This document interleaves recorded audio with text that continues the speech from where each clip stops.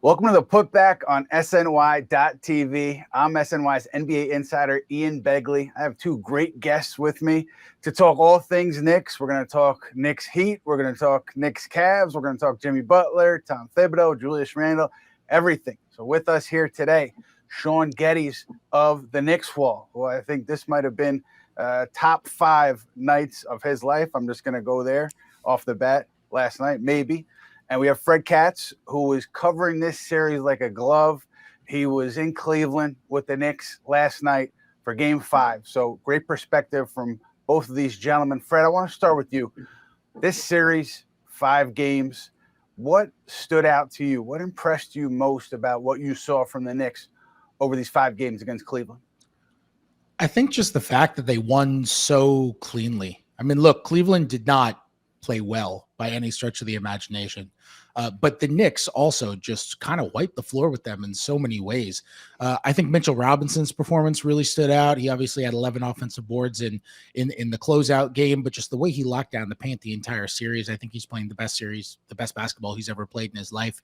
And I think RJ Barrett's turnaround, especially from Game 3 on, was really impressive. His decision-making, I mean, people will focus on the shooting, but the decision-making is just at a different level right now. Is that he's making the right passes, he's making the right cuts, he's playing better defense than all season.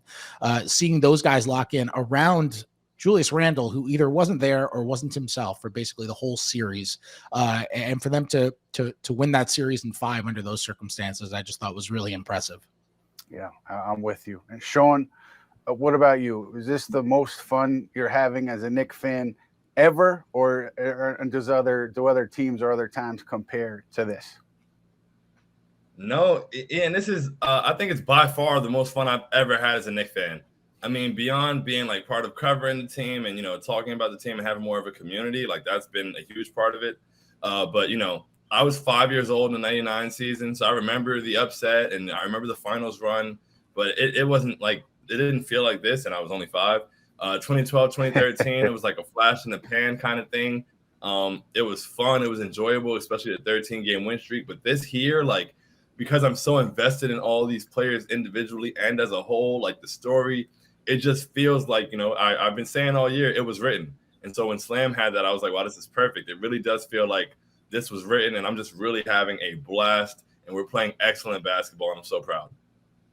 Fred, you mentioned the Julius Randle playing banged up. I thought in that first half, I mean, he didn't shoot it great, but the way he was distributing the ball, and I thought from Game 2 on, so really Game 3 on, both he and RJ Barrett, when they got to the middle or they got into the paint, they weren't looking to shoot first. They were looking for somebody on the perimeter first, and I thought that made a little bit of a difference for the Knicks and how the offense flowed the rest of the series. What did you see from Julius in that first half in Game 5? Yeah, I mean, it was look, he came out really hot shooting the ball in Game 1, and he had, 16 points in the first half of Game 1, and that was huge for them winning the first game of that series because Brunson was in foul trouble in that game, and they needed the offense. I think the first half of Game 5, though, was Randle's best stretch of this series, and it was because he was so aggressive going downhill. He was so physical offensively.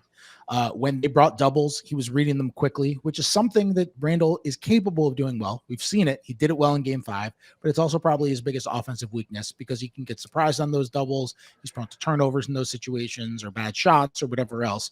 And we saw him just making the right basketball play over and over and over again. I just thought he played with great energy. He was making quick decisions. The ball was moving. Even when he started off like 0 for 4 or 0 for 5 from the field, whatever it was, there were no shots I looked at, and I was like, that's a terrible shot. That's a terrible decision. He was making good decisions all around, and they got the really good version of Randle in Game 5 before he ended up re-spraining that ankle. Yeah, and that ankle, to me, is a huge question mark, obviously, going into this series. Game 1, Knicks Heat, Sunday, 1 p.m. at Madison Square Garden. So Julius Randle, he's got a couple of days here to rehab and to stay off the ankle. I think, Fred, you might have been with me in the locker room. We saw him walk across the locker room to the trainer's table last night, and he was limping. It was a very cautious walk, pronounced limp. He was icing his ankle as well. He was getting it worked on.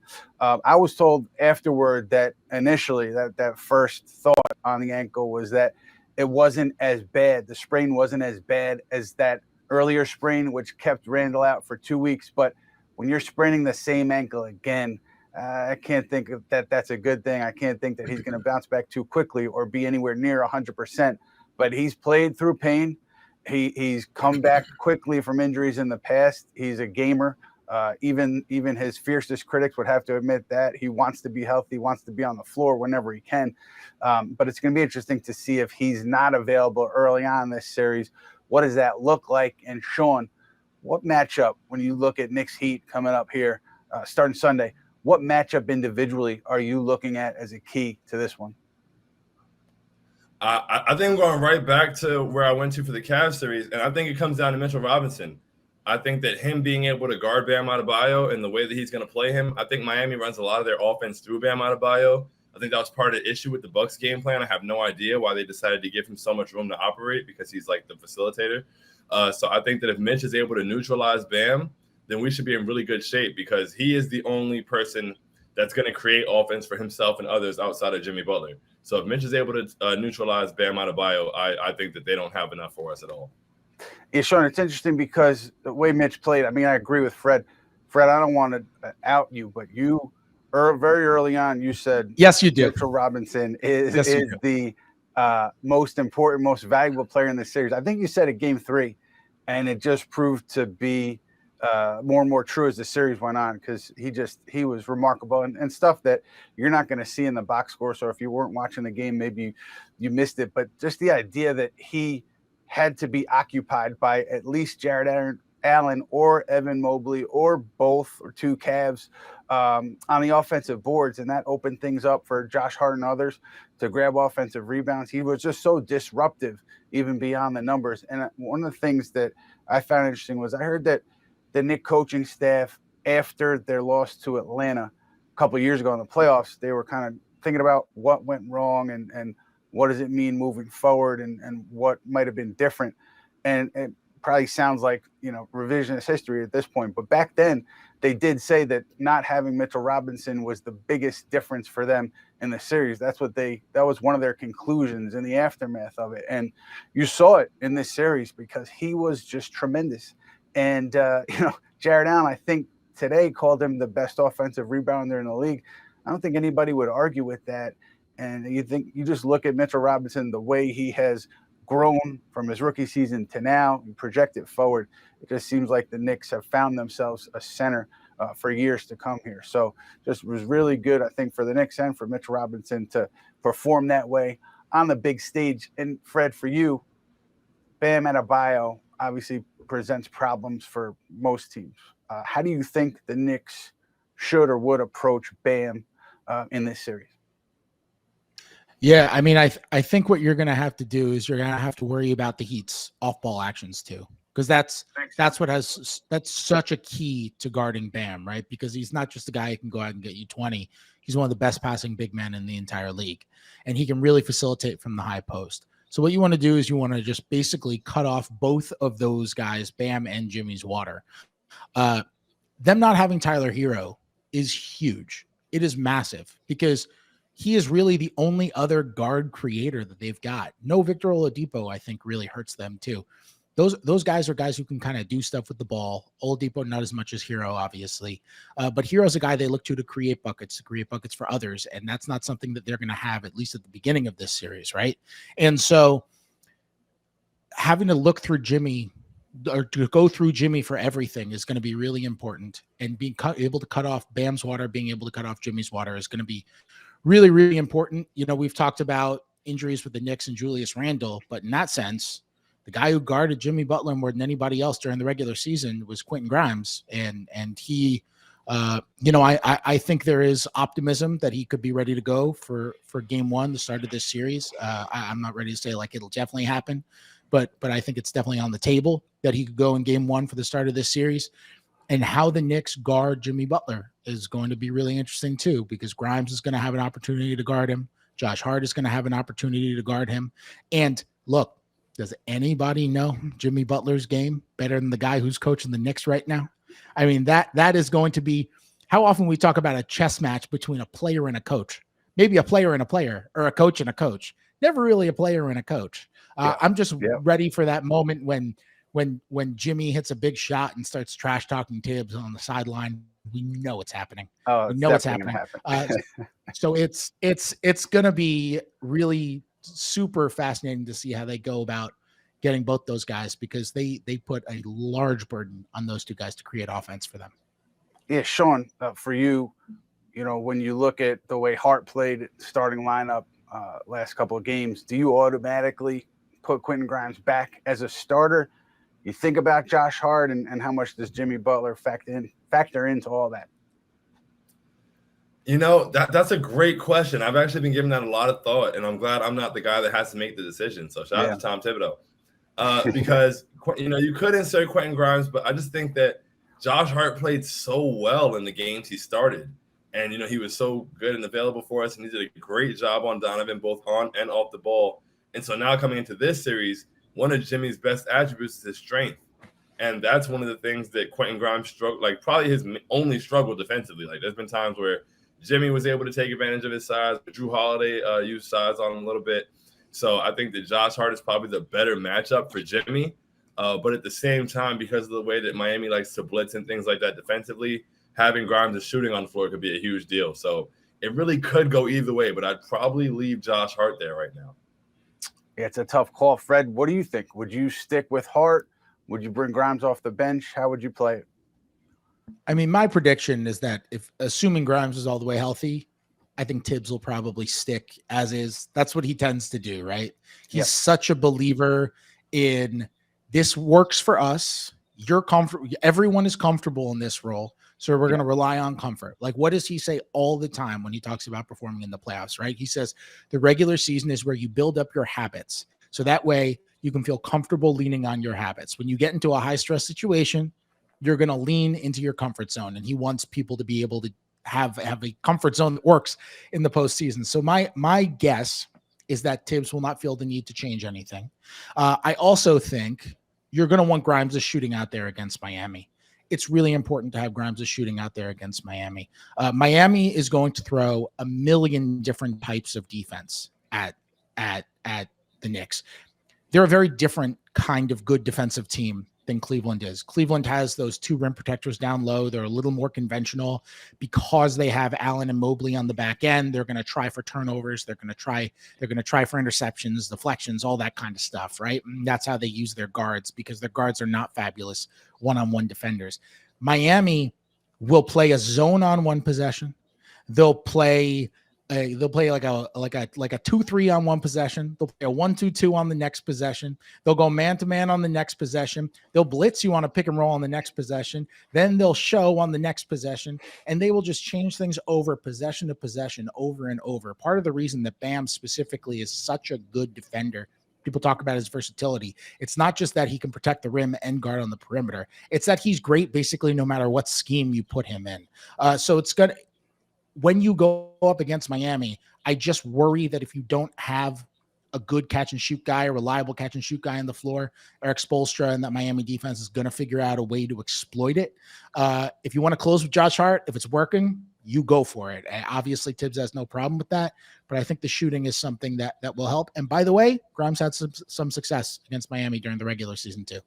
Yeah, that shooting is a great point. I was talking to somebody who was in touch with the Knicks today, and they said that the Knicks, his guy from the Knicks was already saying, like, wow, the zone, like, what are we going to do? That's going to be a challenge. So it's a really good point about Grimes and his shooting, because you're definitely going to need that. And Shaun, when you look at RJ Barrett, correct me if I'm wrong. Are you an RJ guy? I think you are. I might be the RJ guy. You are, right. I knew that. I knew that. So for you, after the first two games, where were you with RJ? So in game one, I thought that RJ was excellent defensively. I thought that like his process was really good. He had 6 assists. He was getting into the paint and, creating opportunities for others. I thought that in game two, he wasn't as good, but he was still solid defensively. But I think that everyone was pretty terrible in game two. So I thought it was strange the way that like the conversation on RJ was happening after that. But I was confident that he would be able to bounce back because I liked the energy he was playing with. Like there were points in the season this year where I feel like RJ wasn't really like giving it everything he had defensively. I didn't like the way his decision-making was going.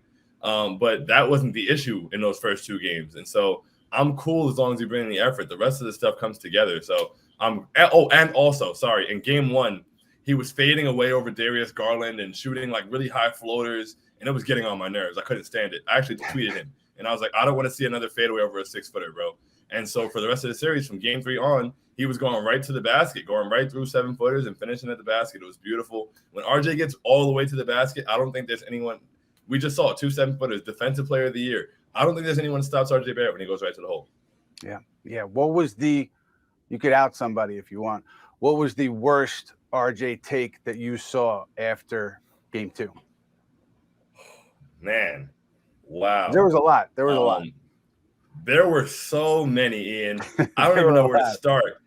I mean, I'm gonna have to go to probably the most popular one. Childhood idol, but Stephen A. Smith.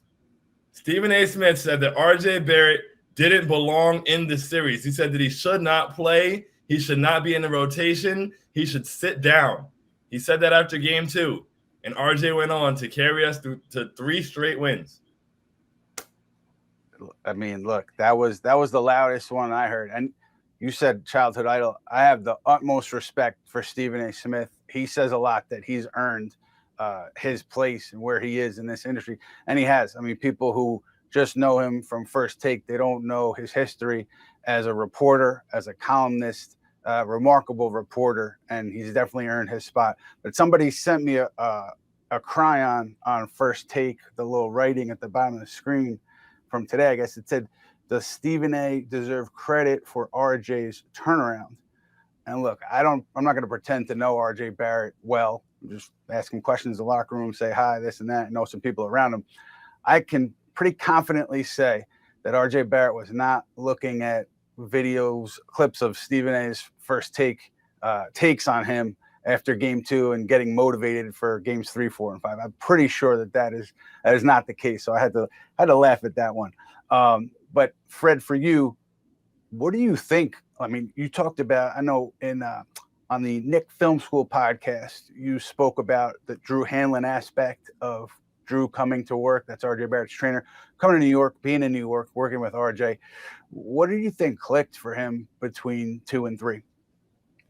Yeah, I mean, look, his trainer coming in, they obviously worked on some stuff leading up to game 3, and I think that helped with his shot some. But it wasn't just that. I mean, the Knicks made tweaks too, right? I mean, I think Shaun made a great point about him stopping with those fadeaways, those turnarounds. He has the one move where he jump stops in the paint, and then he pivots and tries to shoot a little hook shot or a fadeaway. Tibbs does not like that move. Tibbs is telling him all the time, when you get to the paint, go all the way to the rim. Stop it with the fadeaways. Stop it with these shots that aren't going to get you fouled. Go all the way to the rim. You'll finish, and if you don't finish, you'll probably get fouled. And Tibbs is telling him that all the time. Something clicked in getting him to do that, because he started doing that in game 3. I thought he was great doing that in game 5 when he really made a concerted effort to get out in transition. Part of it was that the Knicks were just getting tons of steals. The Knicks are not a heavy takeaway team. Like, they don't get a ton of steals. They don't force a ton of turnovers. But part of their game plan against Cleveland was they need to get out on the run, because Cleveland's half-court defense is so good. So they need to be able to get out on the run just to make sure Cleveland's defense can't set up. And in order to do that, they have to get takeaways. So they were more aggressive. And you know what? It worked. They were insane scoring after steals in this series. They scored 172 points per 100 possessions after steals. That's an 86% foul shooter going to the line to shoot 2 free throws. That's how good they were after steals. It's insane. My goodness. So it was an insane performance in transition. I thought RJ played a huge part in that, but it wasn't just that. Game 3 was also when they started using RJ as a screener for Jalen Brunson more. Right. And that got him going downhill. That got Josh Hart going downhill. See, Shaun loves the point. That got Josh Hart going downhill when he did it. It got Emmanuel quickly going downhill. Kevin O'Connor from The Ringer had a bit in his story. The Knicks are having guards set screens for guards like 5 times as often as they did in the regular season. It is what the metrics said. It was such a big difference. I thought RJ really benefited from it. Stuff that gets him going downhill. And and his decision making was so much better. You know, sometimes with RJ, I think we see a bad shooting line, and the tendency is to focus on the shots that he took. Oh, these are bad shots, and so he didn't take them. When he shoots well, I don't think you always need to look at, okay, these are shots that he took, and he took good shots. I think sometimes you can do the inverse. I think you can look at the shots he didn't take. And there were moments where a triple team came and he just dumped it to a big man. And I think you can say maybe there are past worlds where RJ puts up a shot there instead and it doesn't go in. So I just thought he had a really wonderful floor game overall, and just kind of shored up every problem that he had leading into game 3. I also think just generally, you look at him earlier in his career now, I think he's gotten rid of that tunnel vision on the break. I think he's finding people more often on the break. And I think you got to give him credit there too. But let's go to Jalen Brunson for a second. Shaun, this is what I want to know, because we already know how great Jalen has been. What's the craziest thing you would say if Jalen said to you, "Hey man, I need you to do XYZ in order for me to be able to play in this Miami series fully healthy"? What's the craziest thing you would do? I would walk to New York. I live in South Florida. I would walk to New York. Jalen Brunson has changed my life, truly. Like, he has changed the trajectory of our franchise. He's changed the way I feel when I watch Knicks games. And that feeling, I knew that feeling early in the regular season. I think maybe the third game of the season, we played the Orlando Magic at home, and we were up by like 12, and they cut the lead to 4. And then Jalen hit back-to-back buckets, and we had an 8-point lead, and we won the game. And I was like, this is a game we 100% lose last year. And so that confidence and that, poise and composure down the stretch, it allows me to be confident. And that same confidence is carried over into the playoffs. Like, I just know that he's here on a mission. I know the rest of the team is on a mission. Everyone's on the same page. I'm talking more trash than I've ever talked in my life, just because I know the team's focused on the task at hand. So people are telling me to be humble. I made my Abby on Twitter a picture of Donovan Mitchell with tears in his eyes. And people were like, be humble. And I was like, no, that's not my job. The team knows the job's not finished. They're good. They're going to take care of business. My job is to talk trash. So Jalen Brunson has afforded me that luxury. Fred, when you talked about the different looks Miami can throw at you defensively, I think we saw Jalen adjust pretty well to Cleveland trapping him in game 2. It didn't work out well for them, but I thought he adjusted pretty well. Do you see that playing out too in this Miami series, where whatever Miami throws specifically at Jalen, he's going to be able to work through it over the course of a series and turn it into an advantage for the Knicks? Yeah, I'm kind of at the point with Jalen Brunson where it's like he is a good enough player where I always assume that he's just going to figure it out. Yeah. He's such a smart player. He's such a good decision maker. He's so smooth. He's so skilled. I'm just under the assumption that he's going to figure it out. Just like I'm under the assumption that Jimmy Butler is going to figure out whatever the Knicks throw at him. You know, when we're talking about guys who are, top 20 players, maybe certainly top 25, I would say. I think they both have all NBA arguments this year.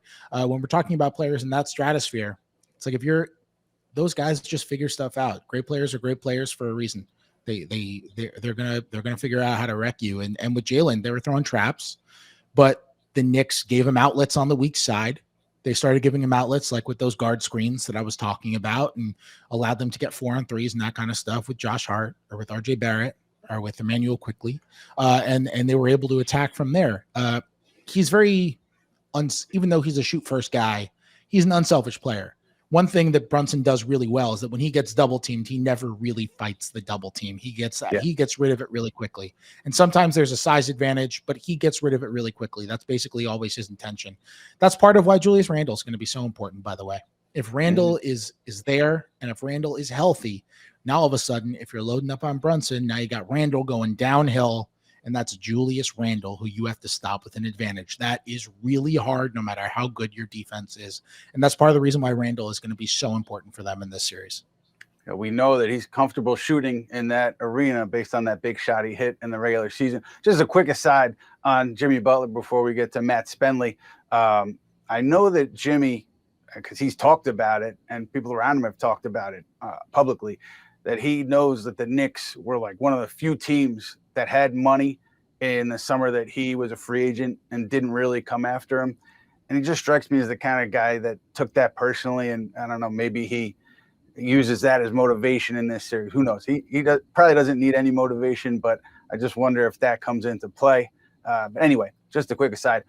Matthew Spenley, SNY social media guru, formerly of the Knicks Wall. What's going on?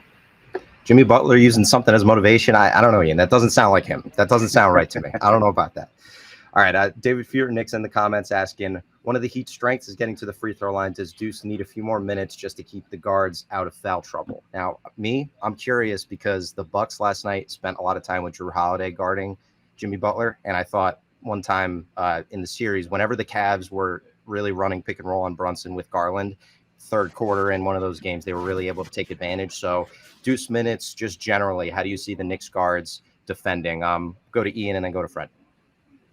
Yeah, I think it's going to take an injury, just like it did at the Garden, for Deuce to get minutes. But, Thibodeau loved how he played in that 5 minutes in Game 4, where he defended Donovan Mitchell. He drew a charge. He hit a three, and he liked how he ran the offense. So I don't think the Knicks would hesitate to go to Deuce, but I do think it would. I'm assuming at least that it would take an injury because of what Fred referenced earlier. Just Thibodeau, a creature of habit when things are going well, and he'll want everybody to remain in their spots and comfortable if everybody's healthy and can go. Fred, what do you think? Yeah, I agree for sure. I also think that Cleveland was a better matchup for Deuce, or I should say Cleveland kind of calls for Deuce's skill set more than Miami does. Cleveland has two small guards. They're really good on the ball, really good shooters, really quick twitch guys who run their offense in Darius Garland and Donovan Mitchell. And that's the type of player that Miles McBride is his best at guarding. I don't see him being like the Jimmy Butler answer. I know he's got the wingspan. I know he's got the long arms, but he doesn't quite have the height. He doesn't quite have the strength. I think Jimmy Butler would kind of bully him. I don't think it's fair to compare anyone to Drew Holiday. Just because Drew Holiday can guard Jimmy Butler doesn't mean that other point guards can do it. I mean, Drew Holiday is the greatest defensive guard in the world. So I don't think it's fair to compare anybody to him. I think we'll see Grimes on Butler for sure. I think we'll see Hart on him. I think it's possible we see RJ on him in moments. And then, we'll see what they do about, switching onto him. They might switch onto him 1 through 4.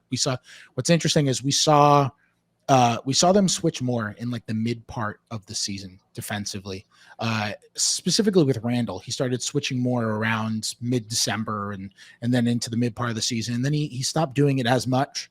Obviously, Randle's health will come into play here. They're going to want to kind of try to make him move less, make him run less if the ankle is really bad, but he's still able to play. But like something like switching Julius Randle onto him, that kind of stuff, like I could see them doing that in possessions as well, because that can be when Julius is at his best defensively.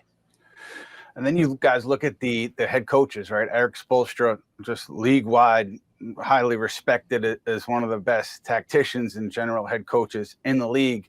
And Tom Thibodeau, I mean, I have to give him credit. I think even the fiercest critics of Tom Thibodeau, you have to tip your cap to him based on several things, including the decision he made in early December to cut the rotation, change the rotation. Knicks take off from there. Things were very rocky then. And then you saw in this series, I mean, Fred referenced the guard to guard, wing to guard screens that I thought made a big difference in Game 4. Sticking with the lineup that was working in the fourth quarter. He had a decision to make to bring Julius Randle back in. He stuck with that lineup. That, as he said, wasn't easy. It was the right call. And just the way the Knicks were so locked in Game 5, it just seemed like they had this laser focus that they wanted to end this thing. They didn't want to leave anything up to doubt going back to New York for Game 6. So I have to credit Thibodeau and the coaching staff there as well. And, when Thibodeau was out, after he got fired by Minnesota, before he got hired by the Knicks, he spent a lot of time with different franchises, Clippers, I think the Warriors. And he also said that he caught some Heat games down in Miami. And he has a healthy respect for that organization. And obviously, it ties back to the days of Thibodeau as an assistant under Jeff Van Gundy. the Knicks Heat battles back then, so I'm sure we'll be talking about that a lot. But Fred, for you, you've been around the team all year. You've watched how things have evolved. How would you say Thibodeau has coached this group over the course of the season? I think it's really difficult to say that he's done anything other than a very good job. I mean, I think they exceeded regular season expectations. The offense certainly exceeded at least my expectations. They finished third in the league in points per possession, a team that is not overwhelming with three-point shooting. They have a unique way of playing offense. I thought the way they leaned into offensive rebounding was really smart and worked well. And in a broader sense, they're a team where every single player in that rotation doesn't just know his role, he understands his role. He understands what he's supposed to accomplish. Everyone from Brunson to RJ to Quickly to Obi Toppin to Mitchell Robinson, everybody really has a great understanding for their role. And that's not something that happens on every team. And I think some credit for that certainly has to go to the players for actually embracing those roles and taking the effort to understand them, the humility to embrace them. But I think it also has to go to the coaching staff to be able to communicate that stuff. And we talk about the guard screening adjustments, right? We talk about how they defended differently, trying to force more turnovers against Cleveland, which totally worked. The way that Mitchell Robinson defended was extraordinary. They made a lot of adjustments in that series, even just little tweaks on ways they guarded Donovan Mitchell between games 2 and 3, and the way that like Quentin Grimes was setting up against screens and stuff on the ball. Like they made a lot of little tiny tweaks and some bigger tweaks as well. They all really seem to work. So I think it's hard to say that coaching staff in general has done anything other than a really good job to this point. Shaun, for you, I don't want to put you on the spot, but going back to when Tom Thibodeau was hired to now, did you ever tweet fire Tibbs? Let's get rid of him. Ever? Oh, 300%. 300%. And it's funny. I've had quite the roller coaster with Tom Thibodeau. When we hired Tom Thibodeau at first, a lot of people were against it. I was like, hey, I know that we're going to compete and we're going to play defense. I know that as a floor. So I was happy with the signing. Year one, I feel like I think I said it on here last time. Tom Thibodeau made me a better person, like just through watching his approach, the way he spoke to the team, watching all the post-game press conferences. Year two was rough for me. I mean, I tweeted fire Tibbs. I spun around on the chair and called him a war criminal. It got bad. There were certain things, there were certain adjustments that I wanted to see that I wasn't seeing, and it was very frustrating.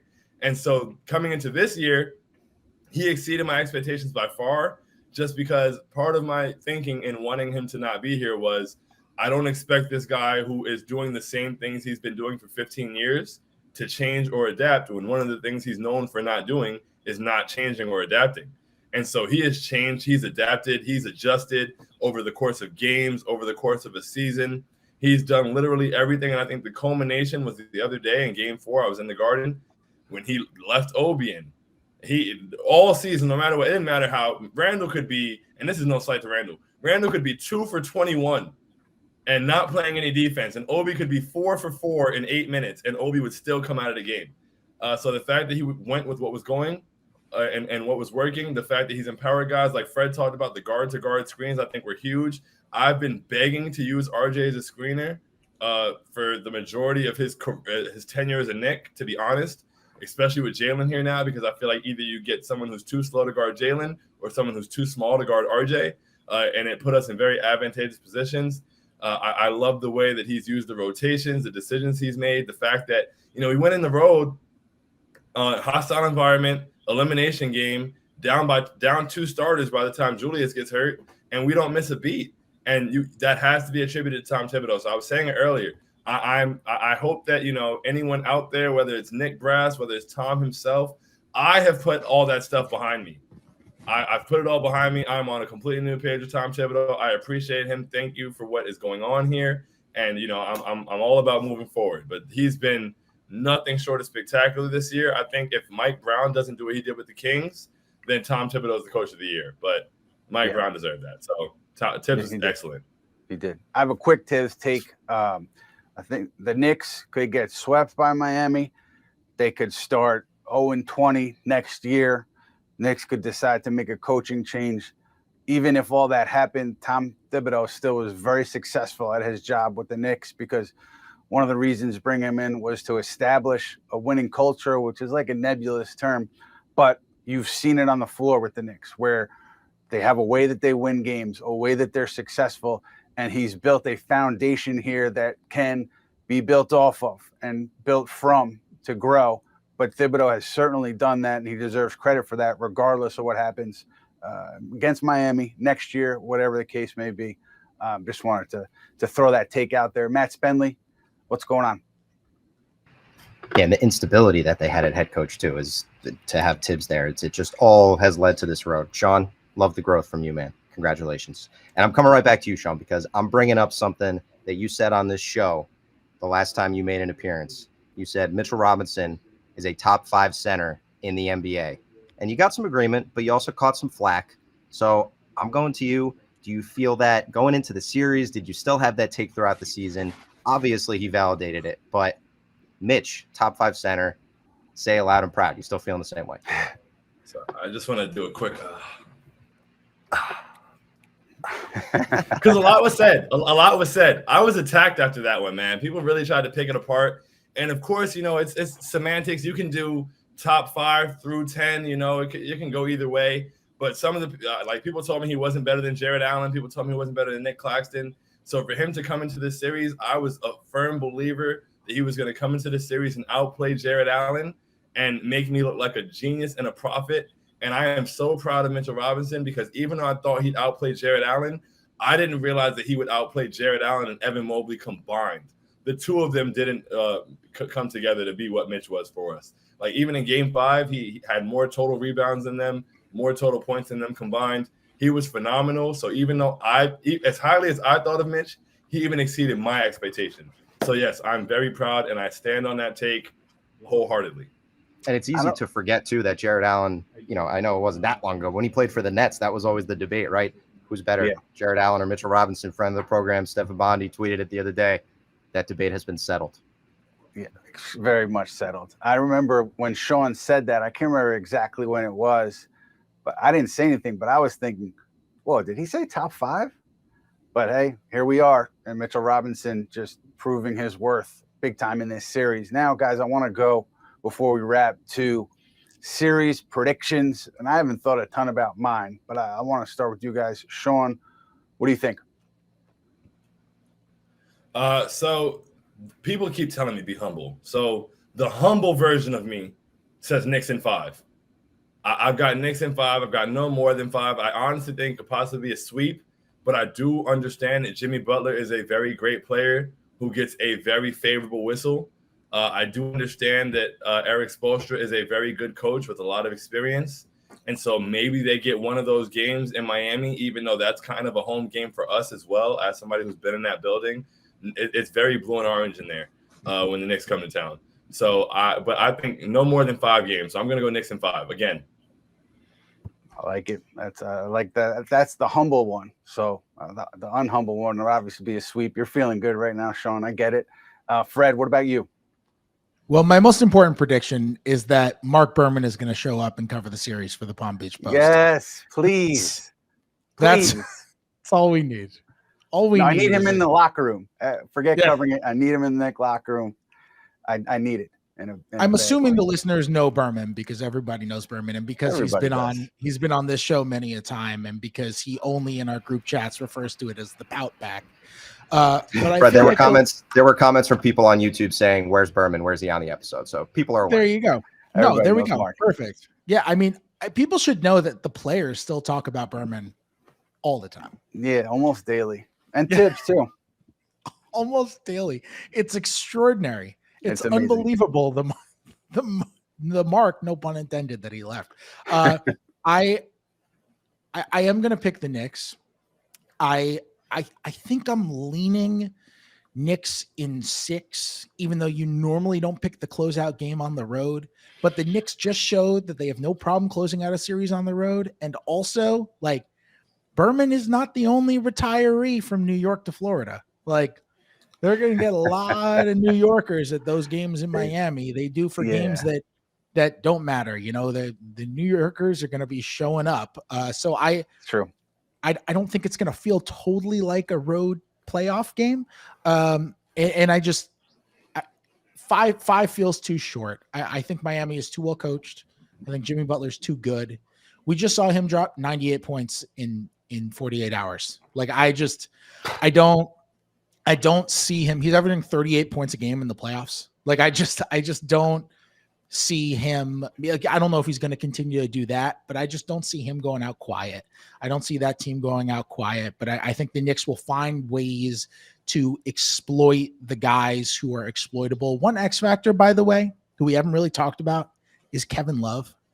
Love was a problem for them in the regular season this year. Like even when he was with Cleveland, they struggle that. And that's an element that Cleveland did not have, ironically, that Cleveland didn't have, which is a stretch big.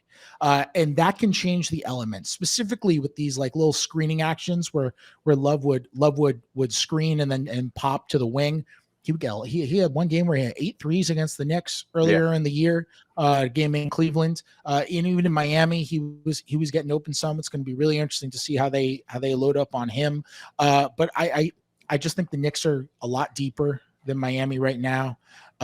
You know, they've really got like a few two-way players with their 2 stars and Caleb Martin. So I'm going to say the Knicks, also assuming that Julius Randle is able to look somewhat like himself at some point during the series.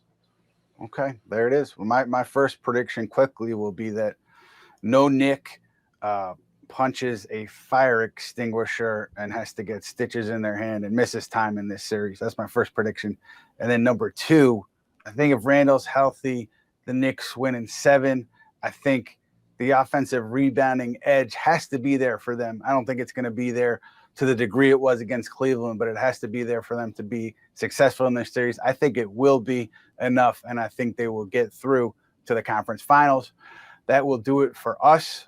Thank you, Fred Katz from The Athletic. Thank you, Shaun Geddes from Knicks Wall. We will be back with you guys during this Knick Heat series sometime next week. In the meantime, enjoy the next